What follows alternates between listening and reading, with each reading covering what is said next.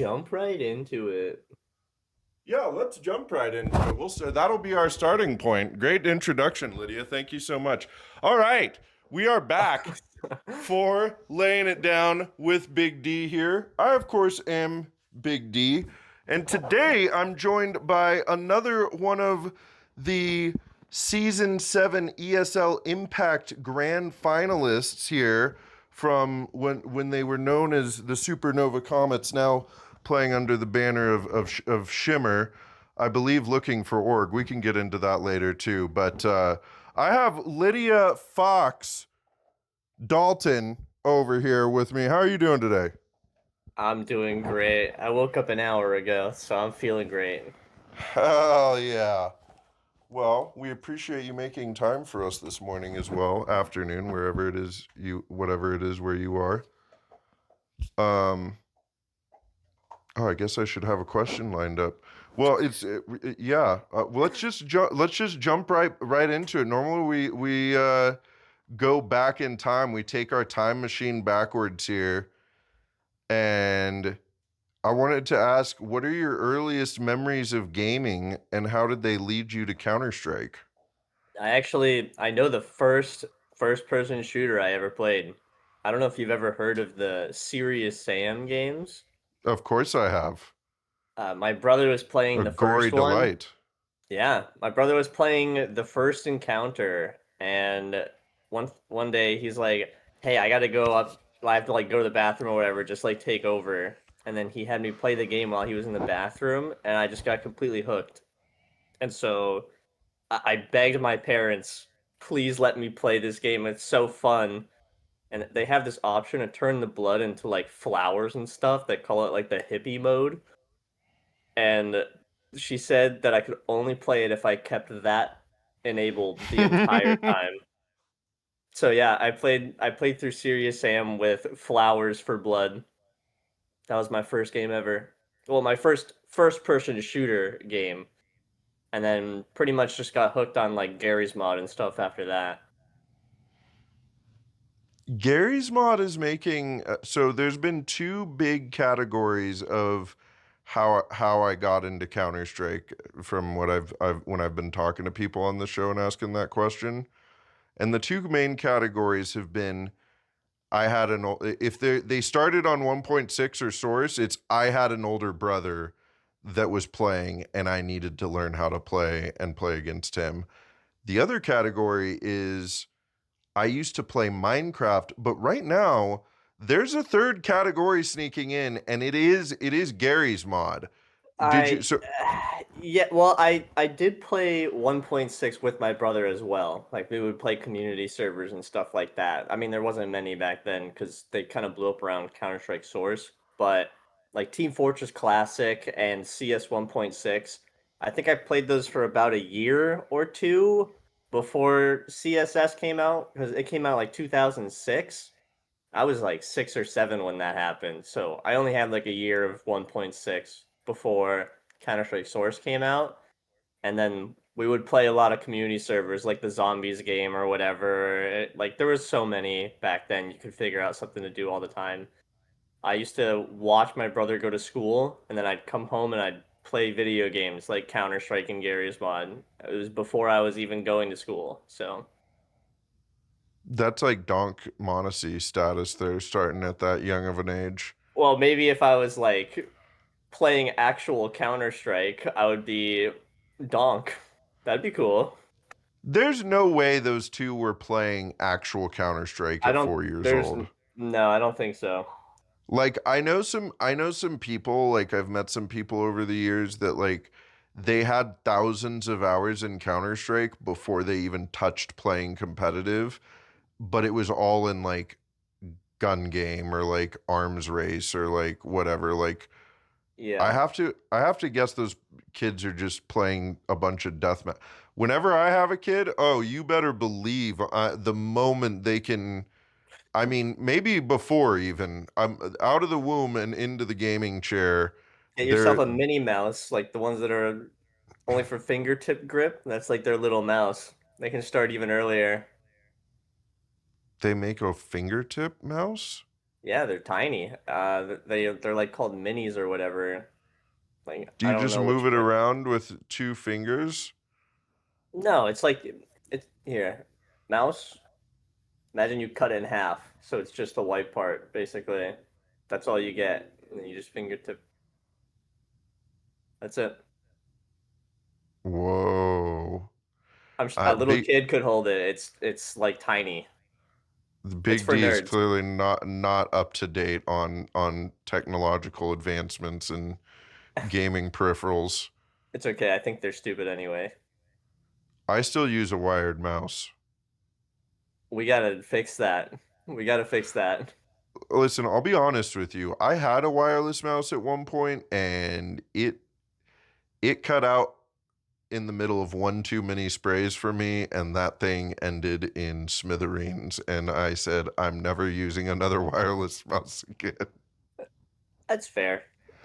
The gaming ones are much better. I like the wireless actually works better than the wired nowadays. That's what I've that's what I've heard. I realize I'm starting to just be an old man stuck in my ways with that, but the yeah, wireless mice are I know they're good, and I think I just had a faulty one, but like it would like in the middle of my spray as I'm pulling down just decide nope, and my spray would pull all the way up, and I'm sure you can imagine that's very, very frustrating in the middle of your level 6 pugs. That does sound frustrating. I remember old Logitech mice used to do that. They would stare at the sky and spin you in a circle if you used like they had a mouse pad setting where you could adjust the mouse to the mouse pad so that you could lift off and it would turn off the sensor really fast. So like your lift off distance was small.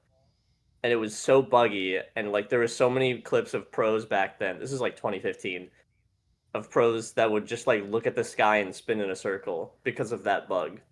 They actually removed it from G Hub because it was so bad. That but it is such a weird bug when it looks so freaky when that happens in Counter-Strike because It's so funny. I remember my old wired mouse as well. Like it would get like if it got a cat hair stuck in the like laser and it like bumped it just the wrong way, it would do that same thing where it'd look up in the sky and just spin around a million times. And people look at you funny if they catch you doing that on a server. They're like, what is going on over there? I All love right. it. It was so funny. I want to get back to your story here. Okay. The Lydia lore as they call it. Um, so when did you start competing in Counter-Strike? Like, and then what was the journey like from starting that to the ESL Impact Season 7 Grand Finals in Dallas, Texas? So I actually signed up for the Counter-Strike Go beta in like 2013. I think it was 2012 actually. I I was didn't gonna make it say, yeah. in because I didn't know Counter-Strike enough. Like they had Oh, questions in there. I remember this little questionnaire they had. They had questions like if a team wins a pistol round, do they have a better chance at winning the next round? I didn't know this. I was playing like zombies and shooting bots in Counter-Strike Source. I apparently answered too many of the questions wrong, and they didn't give me a beta key. But my friend that I was really close with at the time, they got a beta key, and I don't know how, but they got two. So they gave me one of them. I played the beta. I hated it. I don't think there's a single person who will tell you they love the beta anyway. I think everyone hated it. Game released, and I obviously wasn't interested because the beta sucked. Uh, but come around like 20, I don't know, 20. It might have been 2013. It could have been like I don't know, whenever. But I had another friend, a completely unrelated different friend, who was playing matchmaking a bunch. And at school one day, they were like, "Hey, you should come play Counter Strike with me." And I was like, "Oh, I don't know. The beta was kind of bad." And they're like, they convinced me eventually. Uh, they were Silver 4. I remember this. There were silver 4. It was at the end of the arms deal uh operation was when I started. Like right towards the end of the arms deal operation. It was on the screen whenever I would launch it, but it was only there for like a couple weeks and then it was gone. Um I got ranked silver elite master, or yeah, silver elite actually, which at the time my friend was like, "Holy shit, you're so good, wow." I was not good. I really wasn't, but I was opping, and no one knew how to stop someone that could just point and shoot. I was opping back when I was like silver 4, silver elite, so It's it been a was long just journey with that thing then. it's been a long journey, but there was a long point of time where I wasn't using it because there was so many offers. Um, it's actually funny because nowadays we're at like an offer drought. There's not a whole lot of offers around. Back then, it was like you were fighting for it whenever you were on a team because everyone wanted to do it. It was pretty, it was brutal, but going back, uh, I hit Gold Nova and I had such a huge ego that I'd like stop playing with my friends because I was like, oh, you guys are gonna drag me down. I found some people to queue with, and around the Master Guardian level, I actually had another friend from, oh, geez, high school, because it was high school at this point now, who's around the same rank as me, and I duo queued with that friend for the next 4,000 hours of Counter Strike. Uh, I went from Master Guardian to Global. We played ESCA Pugs. We got to A plus. We went through the whole Face It transition from ESCA to Face It. I was on like 3 different teams with him. Yeah, we played basically forever. We would push each other to get better and better, and I think that helped a lot for me to play more because I didn't want to play alone. And if he wasn't there to play with, I probably would not be where I am now. I'm not saying that he had like a hand in like everything after or like me improving the ways that I did because it was all like self improvement, but he was the reason that I played more because it gave me like company, which I know most people solo queuing the global and learning the game and stuff. It was usually alone for most people, but I had a friend, so it was come home from school, play Counter Strike, pretend to sleep so that my parents won't get mad, and then watch Counter Strike smoke videos until like 3 a.m. Wake up for school at 6 a.m. and do it again. That was my day. God, I remember those early days. I'm just thinking about those early days of CS:GO and the whole like transition to Face It and discovering ESEA and playing my first Open League and hitting Distinguished Master Guardian and then Legendary Eagle and all that business and feel like those early days of the grind. Like you're so young and naive. You forget how Yeah. I mean, you remember Sivo?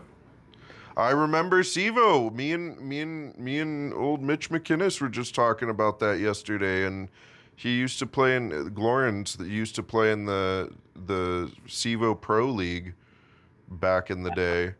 I miss Sivo because you could just sit in lobbies from like season or whatever, and if you waited long enough, they would fill up. It was great.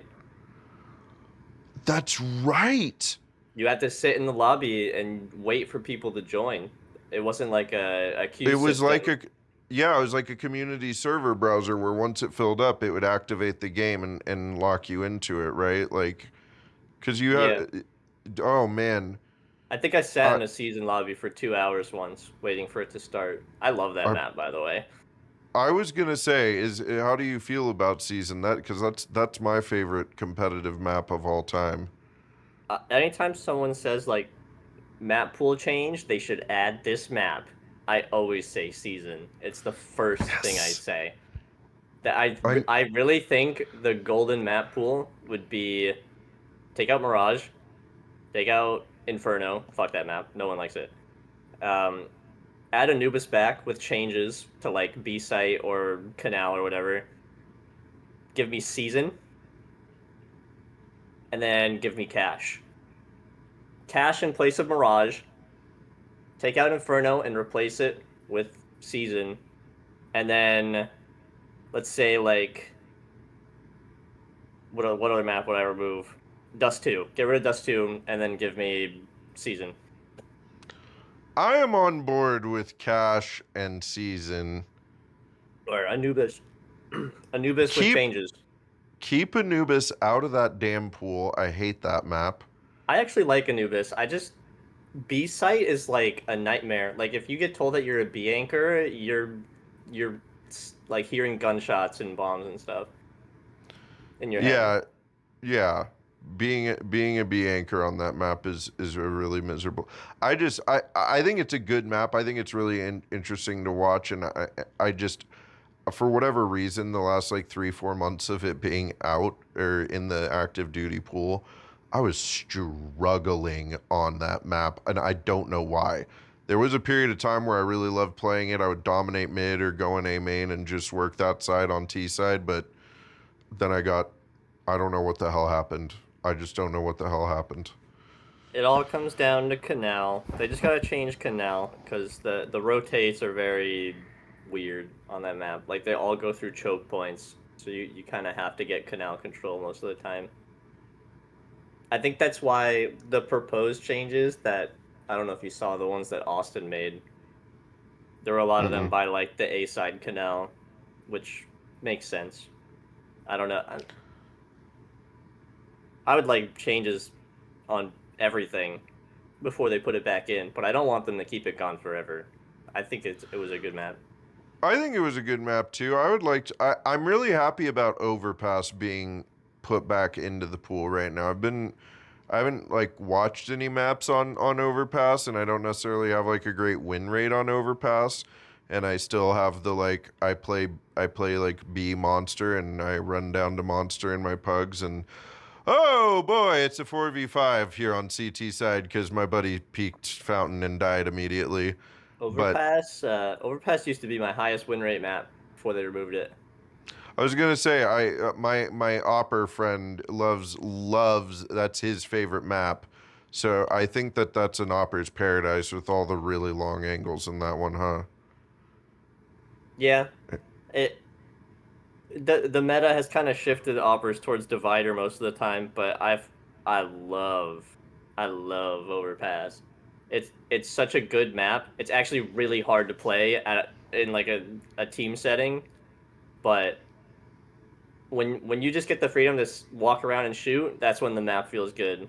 When you have to play in a team setting and like, all right, guys, stage 2 bath control. Let's take connector. Let's go ahead. Both sides of connector. It's like that's when the map kind of falls apart. Connector control. If you don't have it, you just kind of are rushing or you're just looking for kills and stuff like that. But yeah, I don't know. Map it plays different. I think that's what Valve really wants is they want every map to play different. That's why they have like Nuke in there. They've got Overpass in there. They've got Inferno in there. Like you play them all differently. I think that's what they're really shooting for. I don't think they care about if people like the map or not. They just want it to be like teams with special skill sets or whatever can lean towards these, while other teams that are more shooty lean towards like the Mirage Dust 2 or whatever. Which I think is good. I think map variety is good because it lets teams that are good at some things shine, and then teams that are good at other things shine somewhere else. But we can let some go. Inferno. I'm down to let Inferno go. I feel like that's something that a lot of the community probably agrees. I haven't seen many Inferno defenders. I haven't seen people be like, no, Inferno's a good map that should stay.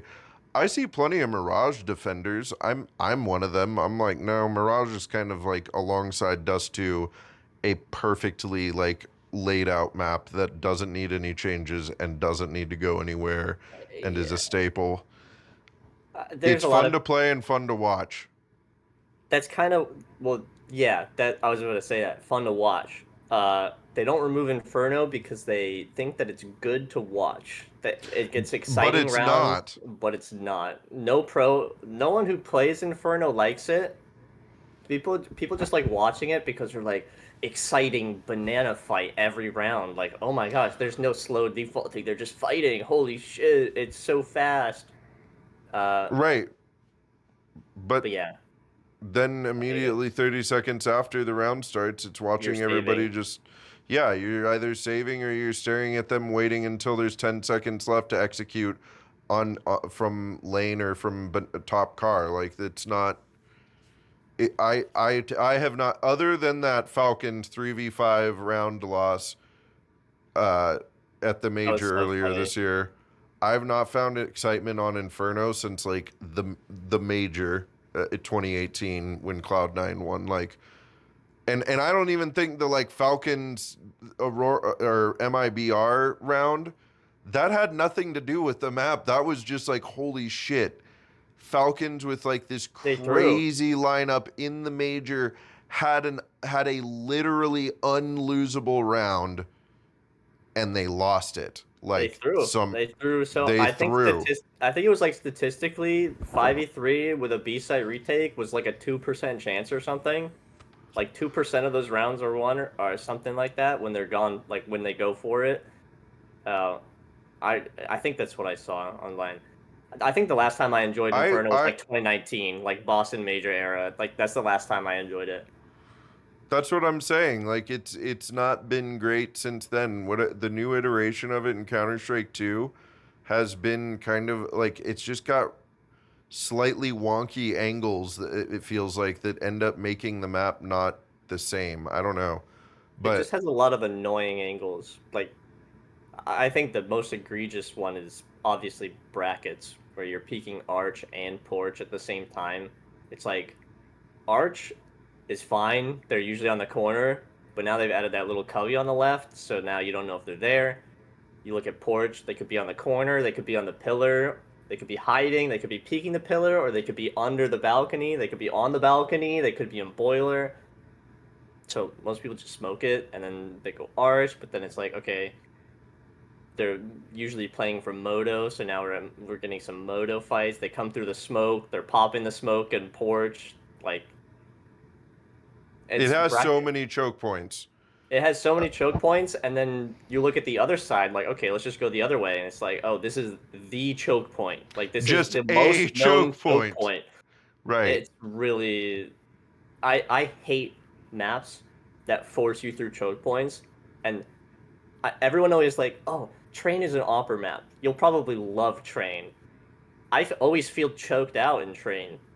Whenever I'm T side, I feel choked out. Whenever I'm CT side, it's like none of these engagements feel like they're good for the op unless you're playing the Ivy spot. Like you have to play Ivy with the op, otherwise why do you have it?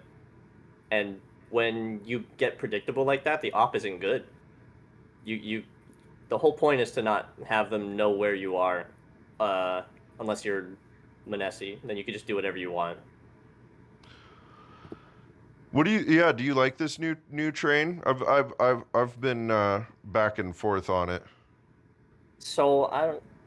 I've only played Train in like Premiere and stuff. I haven't actually played it in a pug because no one wants to. I think I actually have 0 games, 0 pugs, scrims, and matches on Train, the new one. But Premiere, I've been playing it a little bit. I had Voltage, boyfriend, teach me smokes. I had him teach me smokes just on the off chance that we would start playing it, so I know a few of those. I watched a pro game on it to see what kind of different util they're throwing from the train before.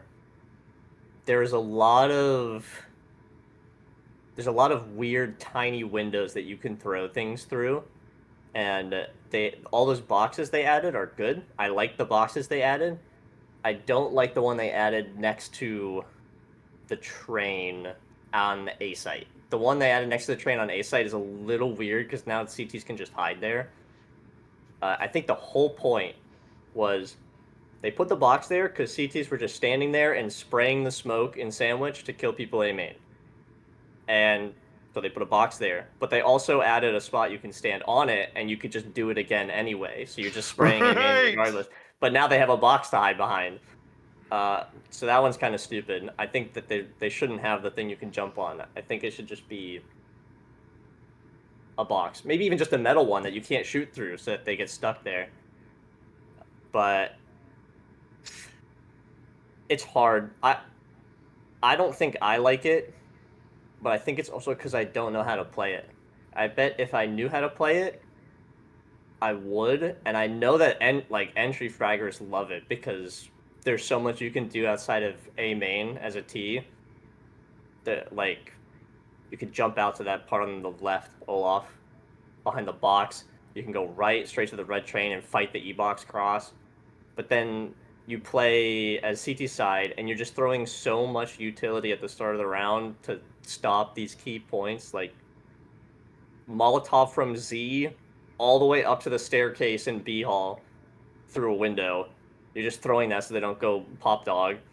You got the nade through the little gap in A main to, chunk people down if they don't get out of A main.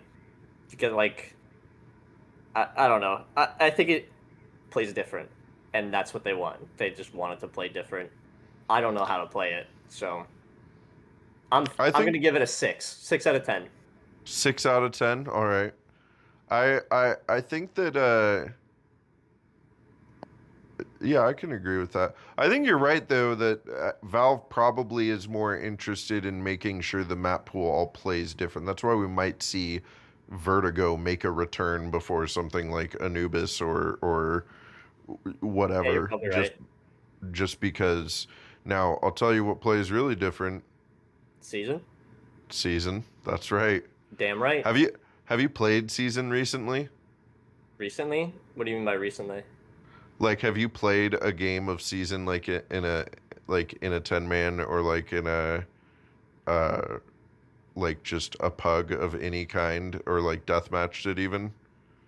No, did people do that? I 10 man Season fairly recently, like a month or two ago. Um Maybe I should do that. yeah, I'll let you know next time that's happening. But I want it. like it's on Pop Flash. Like you can go play it on Pop Flash. And it's Oh, I haven't. That's definitely old school. Pop Flash. it is, but that's what we use. That's what we use for our 10 mans. I know Faceit would like us to use that, but uh for Season, I will warn you that map, I don't know how well it's aged. Like the two bomb sites are so drastically far apart from each other and like take forever to rotate from one to the other on both Yeah, sides. that makes. Yeah, but I I would be curious to hear your thoughts in 2025 about Season. maybe I'll boot it up and look around. The new school season that they made with the science botanical stuff. It's like all bright colors and stuff. That's like my Yeah. favorite map aesthetic in the game ever. Like I feel like if every map looked like that, I would be happy. It is a really unique look for in the game, and it looks really good in the Source 2 engine. Yeah. But it does have some weird bugs. I know that like I think because that's an FM Pwn map, right? Season. E- Pretty sure it is.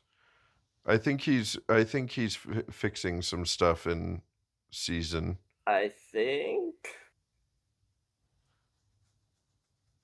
I know Cash is an FM Pwn map. Well, you know what? I'm on my computer because we're doing this interview. Let me check. Yeah, grip it and rip it.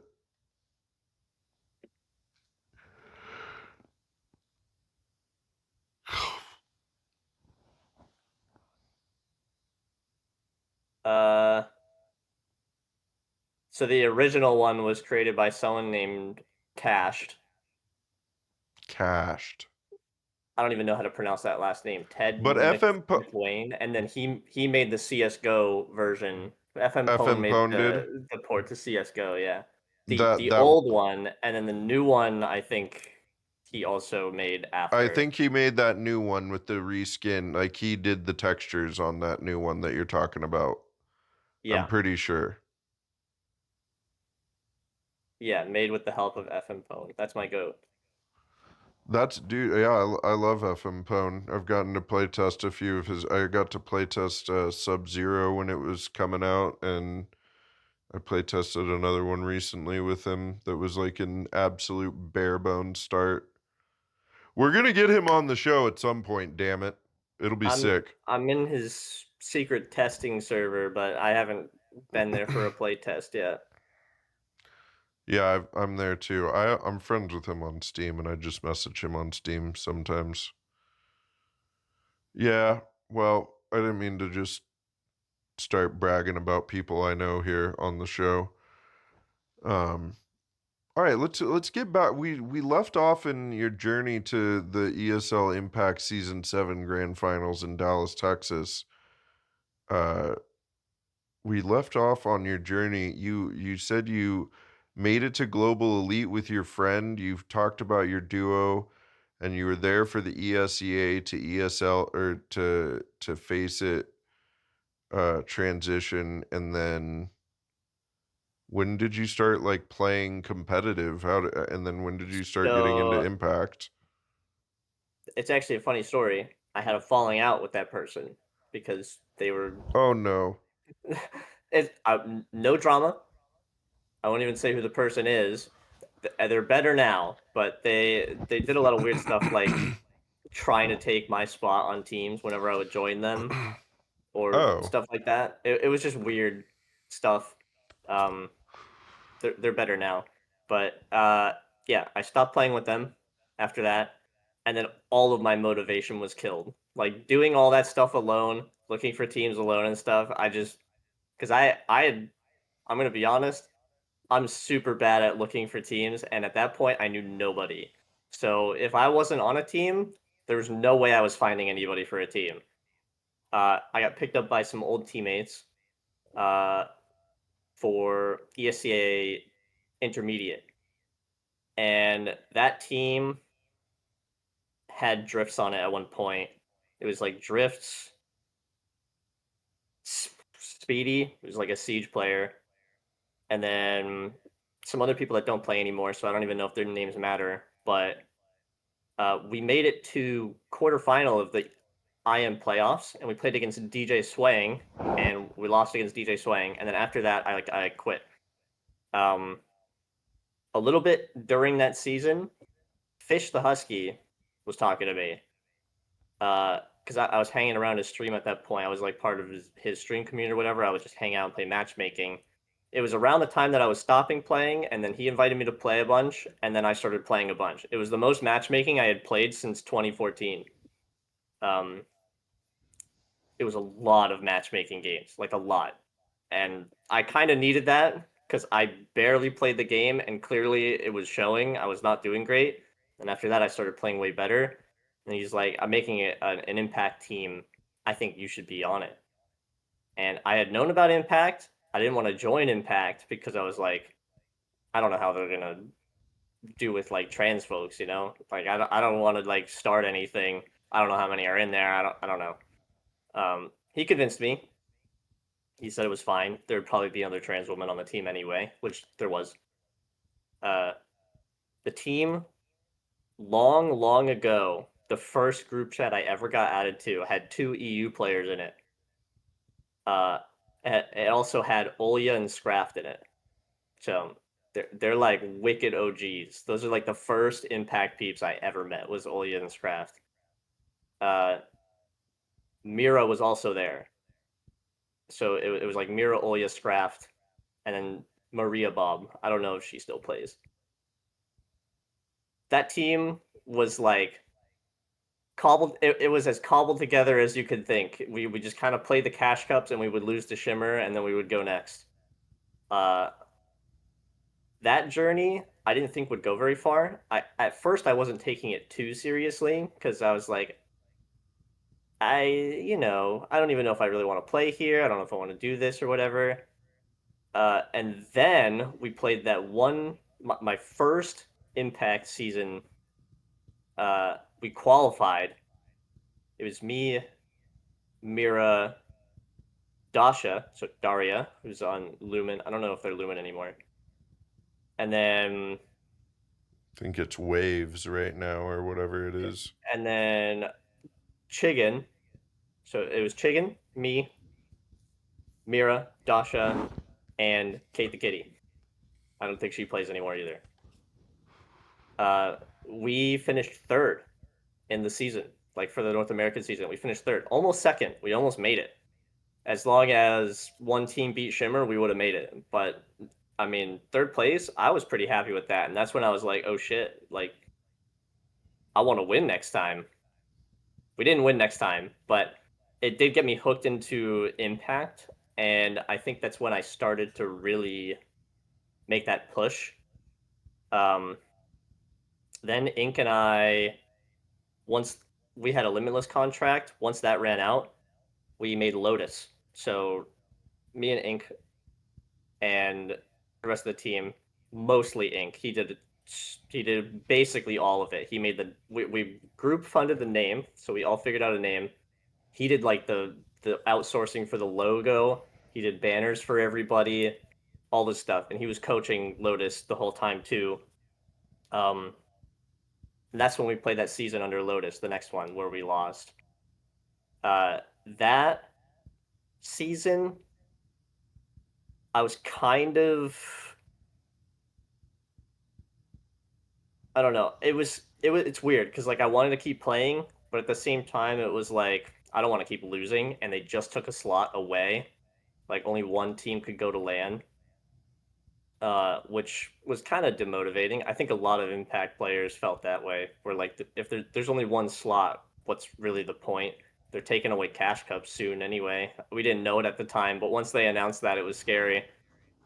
Uh, but that's when there was a huge like team shakeup because Shimmer had been TSM for a little bit now. TSM exploded. Like the whole team just like exploded. Roster changes, everyone was like off the team or whatever. There was people leaving, there was people joining. I had no idea what was going on with TSM. And that's when I don't remember the name of the team, but the God Squad, as people were calling it, was made. It was Empathy, STX, Phoebe, Celia, goated player by the way, and then who was the last one? Raven. It was basically the same core except there was Celia on it instead of me. And then I was like, okay, FlyQuest is still in the game, and now this team's in the game. What am I supposed to do? Uh, at this point, I was still on Lotus, so I was just kind of playing. I just kept going because that's what I do. I just show up and play. But I was kind of thinking to myself, maybe this really isn't it. Maybe I probably call it quits soon, make my mark and leave. And then that team started to explode a little bit. Celia quit, and they really needed a new player. And apparently, they were deciding between two people. I won't say who they are, but one of them was me. And they picked me to ask first. And it was like 3 days before the roster lock for the ESCA season. So I did not have a lot of time to think about it. And on the last day of the roster lock, I decided to go over and join. And it was clearly the right decision because I feel like this team is like perfect chemistry altogether.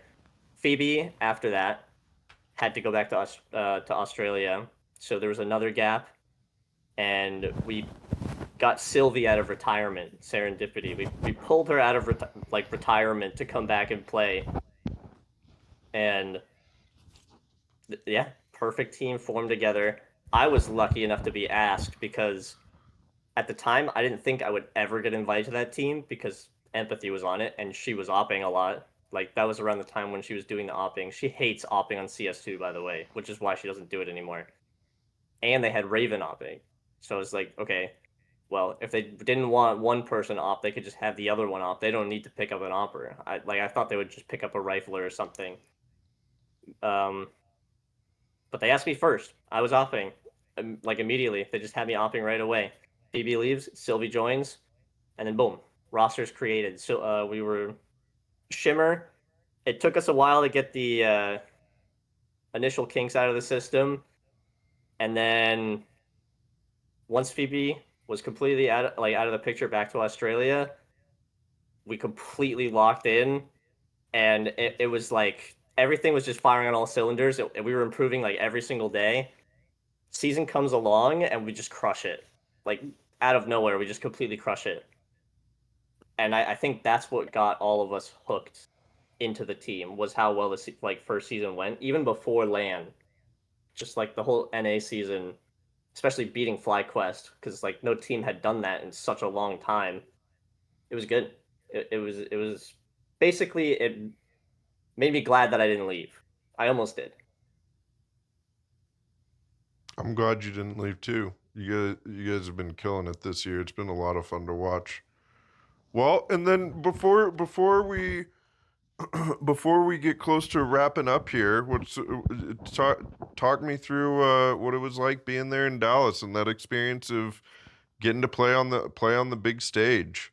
So I didn't expect to make it to finals because I had no idea what kind of competition EU was going to be. Uh, I'm honestly the biggest memories that I have, obviously the matches, but the part no one talks about is everything else. Walking around the hotel and just seeing everybody, like all the pros and all the casters, like all the Counter-Strike community was just in the hotel lobby. I was seeing people that I've never seen before that are just like silly faces in my name and stuff. It's like, oh look, there's Sponge. Oh look, Machine's over there. Yeah, that's simple. He's got his hood up. He doesn't want people to talk to him. It was like it, it was a reality check. I was like, holy shit, we're actually here. They gave us free breakfast vouchers. They gave us a ton of money in Uber Eats, like just Uber Eat food. We didn't have to go anywhere. Free Monster, entire fridges stocked of Monster, and every day they would be restocked. Not even like every day, like every hour, someone would come by and just restock it. And I was drinking so much. Lucy drank like an unhealthy amount of Monster in each match. I think during the NIP game semifinals, I think she drank three in one map. What the fuck?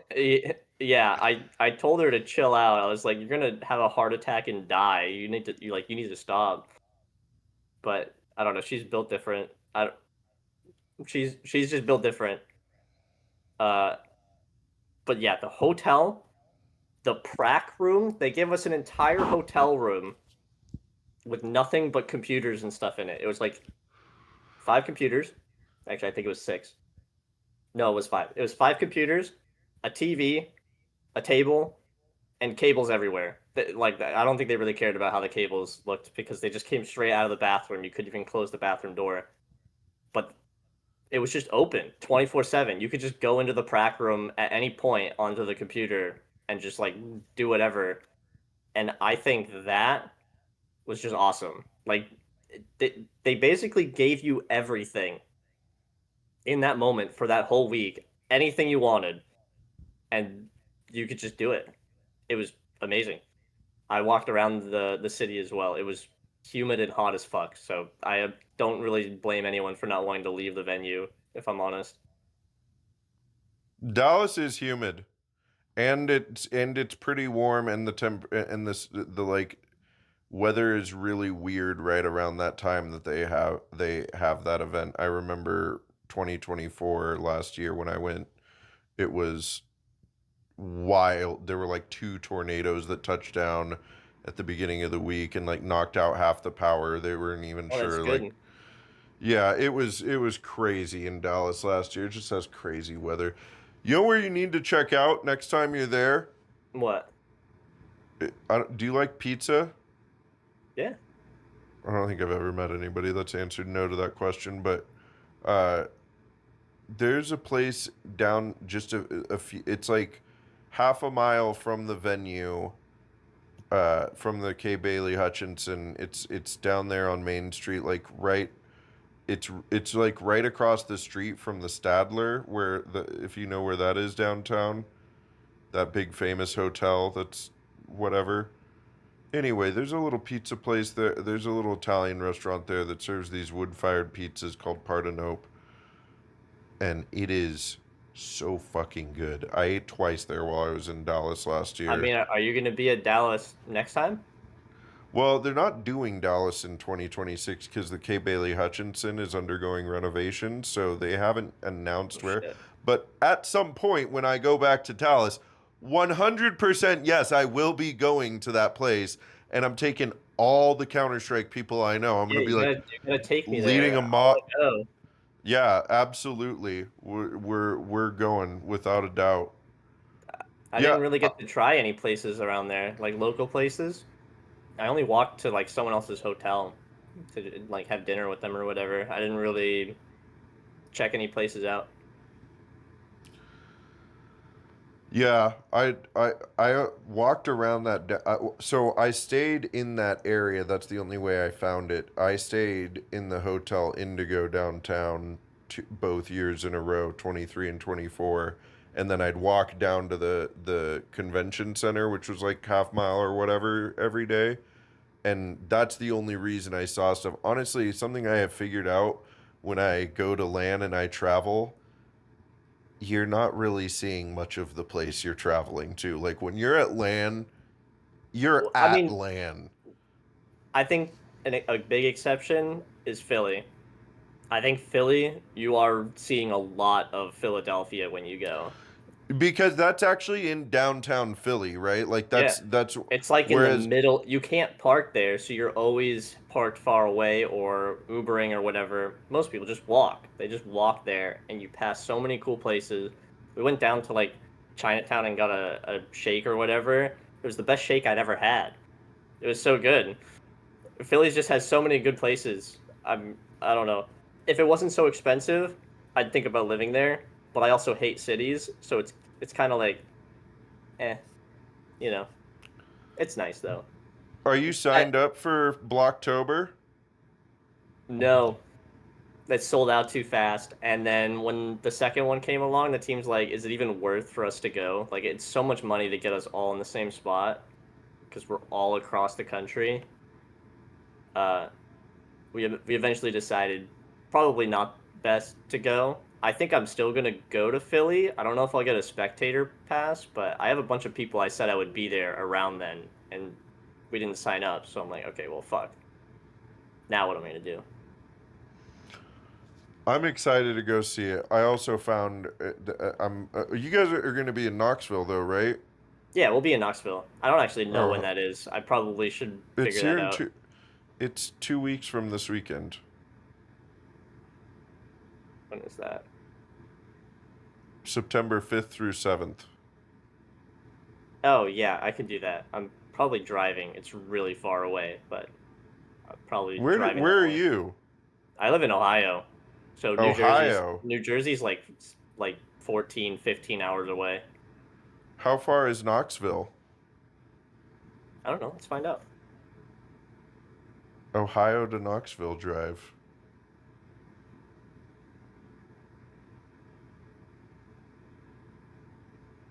Oh, it's not that bad. It's like 5 hours. Oh yeah, that's an easy drive. That's easy. I thought There. it was gonna be much further. Well, I'm excited to see you over there again. It's been thrilling to get to be a part of the North American Counter Strike community and go to these events and E- participate in frag. Every frag is like the best experience ever, It except literally Vegas. is. Except Vegas. Vegas was. I enjoyed Vegas because I drove 5 hours from. Like, it's a 5 hour drive for me to Vegas. And my friend that I hardly ever see flew into Vegas to hang out with me that weekend as well. But that whole event was. Why didn't you like it? Well, the first day we sat at our computers for 8 hours while we waited for internet and power issues to fix. And no drama, but something happened there that made me break up with my girlfriend right after I got home. Damn. Yeah. But good thing about Vegas, We had one really good series against I can't remember what team it was. That's embarrassing. We had one Was good it series against Sharks it might have been Sharks. It was a good series that we played or Game against. Hunters? It was Game Hunters. We had a really good series against Game Hunters, I think. And then I met a lot of Osu people. Well, I wouldn't say little known fact, but I used to play a ton of Osu, and I knew a lot of people there. And I haven't played it in like 7 years, so I haven't talked to a lot of the people. And a couple of them recognized me from because Osu Roundtable, their event, is happening right next to us. Like I could Right. reach out and touch the desk of someone playing Osu if I wanted to, where I was sitting. And yeah, I mean, I met so many people there. I watched the final. I watched the final of Counter Strike, the final of the Osu Roundtable. I talked to a bunch of people I haven't talked to in like 7 or 8 years, and I met a couple people too, and I still talk to them now. So it wasn't all bad, but also we didn't really accomplish anything other than LAN experience and a disaster of a first day. And we had a ink emergency one of the nights. He was like dying. I had to take care of him 3 a.m. before my flight at 7 a.m. or something. I was the only one in the Airbnb, and he was like dying. And I just had to take care of him, even though I should have been sleeping. That was a bit of an emergency. Everyone else went gambling, so no one was there. Everyone was out in Vegas gambling their money away. Was he like sick, or was he like hungover sick? Uh, I don't know how much he wants me to say, but he was like sick, like throwing up and stuff. I don't know if he wants me to say why, so I won't, but you can ask Well, him yeah, yourself. I can ask him myself. We were in Vegas. It's the place to party. It's the place to be sick like that. Well, I think those things all, what doesn't kill us makes us stronger, right? Yeah, All you could right. say that. He'll probably never do that again. Well, I really appreciate you coming on here, and I only have a couple more questions for you. Uh, Okay. the first one is the one. These are the same questions I always close out with. The first one is, where does your in-game name Fawx come from? So I'll keep this one short because you said we're low on time, right? Well, you can talk as long as you want. I used to have the username Leet Fox because of a character in a machinima for Super Smash Bros. It is called Smash Tasm. It was 1337F0 uppercase X. It's actually still my Steam community URL. If you open my profile and look at it, it's the same thing. Um, I wanted to have an original name around the time Black Gold was out. I don't remember what operation that was, but I vividly remember changing it mid Black Gold map. Uh, and I I just sat there. I was like, okay, I want to think of a new name. I want it to be Fox related for stupid, silly, furry reasons. And very creative brain. I mean, I'm a Counter Strike player, not an artist. I just was like, Fox. What if I spell it differently? And then that's what it was supposed to be, a placeholder name. Like I just put it on. I was like, I'll change it later, and then I never changed it. So, Well, so Lydia Fawx is kind of like a play on Leet Fox. oh God, don't tell me that. I didn't even think of that. You're so right, though. You're so Well, right. It's just supposed to be a combination of my name and my username. yeah, Because but now you can think of it even more differently. Fox was taken on so many websites, so I just started doing Foxic with an IC at the end. Uh, I hated how that sounded and looked, so I changed it to Lydia Fox. Well, you ready for your last question? Yeah, All right, so this last question is if you could talk. Hang on. Oh! bless you, Oh! bless you, Oh! Woo! bless you. Number three. I swear a cat hair must have gone up my nose or something. I'm surprised the cat didn't make an appearance. Did I lock the cat No, the cat's just over there sleeping in his bed. I'm surprised my cat didn't make an appearance. Um, all right, my last question for you is if you could talk to a younger version of yourself and give them some advice, what would it be? How It could young? be well, like let's say like half your age, like the when you started getting into Counter Strike, and it can be Counter Strike related advice. It could be life advice. It could be I'd probably give esports life related. advice. I'd probably be like, be nicer to people. I had a huge ego and I was like the worst person to hang out with. Just be nicer to people. Understand that not everyone knows everything. Not everyone needs to.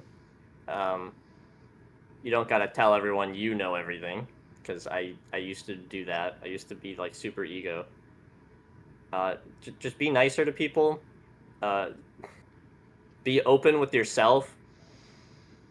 Transition earlier. Smile. And there's not much I would do differently Counter Strike wise. I just think that as a person, I wasn't the greatest person. I would like to have been a better person back then. But maybe being a bad person back then is what made me who I am today. So who knows if I would even say anything in the first place? I don't know. It's always a conundrum. Yeah, I mean, if I was giving you a boring answer, I would say that I wouldn't say anything because I wouldn't change anything. But real answer, buy a mouse pad. I didn't have a mouse pad until I was A plus on ESEA.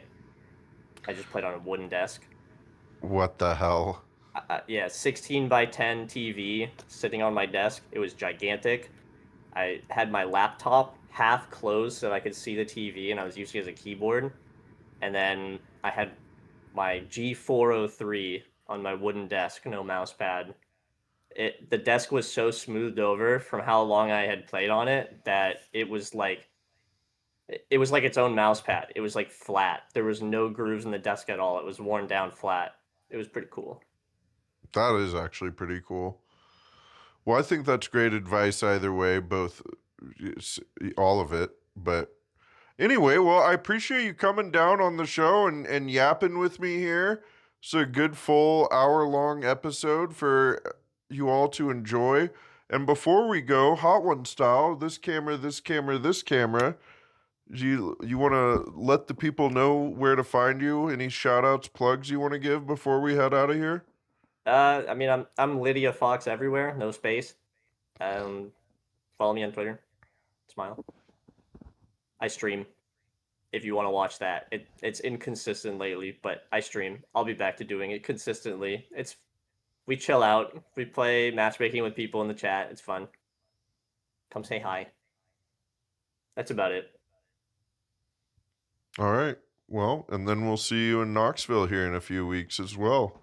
So I think that's Yeah. gonna be. I think that's gonna be a very fun tournament. A very I fun want to win. tournament. I want to win. I want to win the whole Coldzera is thing. gonna be there. Okay, I might fangirl a little bit. That happened in Vegas. Exist was walking on the table right next to me. I was fangirling a little. I love him. It was. I saw. I was doing the same thing when Steve walked up to me and was like, "Here, you're gonna go put the medals on their heads on stage," and I was like, "Excuse me, You did that? I'm." I got to go put the medals on their heads at the for the final thing. Well, and I don't know if you saw in Frag 19, I got to do the trophy presentation to Kaleshi as well. So your boy Big D is starting to do a little more than just casting. We're getting out in front of the camera a bit more and That's trying to good. interact with the community. And it's been a lot of fun. So yeah, we will see you here in a few weeks in Knoxville, Lydia. Thank you very much for joining, and thank you all at home for watching. Thanks for having me. Of course. All right, that is it. Cue the sweet reggaeton music.